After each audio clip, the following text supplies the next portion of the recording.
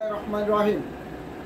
আমার অনলাইনের যে বন্ধু বান্ধব যেখানে আছেন, আমি আপনাদের মাধ্যমে একটা মেসেজ দিতে চাচ্ছি যে আমি প্রত্যেক বছর এটা দেখতে পারি যে এই ছেলেরা বাইক অ্যাক্সিডেন্ট করে কেউ মারা যাচ্ছে, কেউ পঙ্গু হচ্ছে।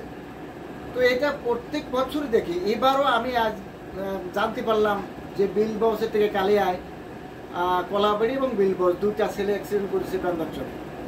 তো তাদেরকে হাসপাতালে আমি তাদের ভিডিওগুলো দেখেছি।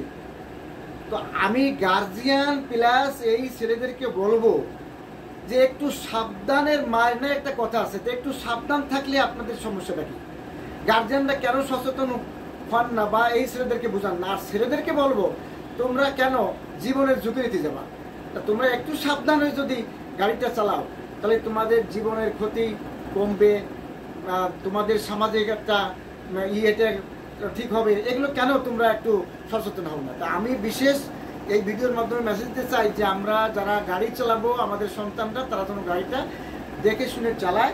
এই মেসেজটা আমি সবার কাছে পৌঁছে দিতে চাই।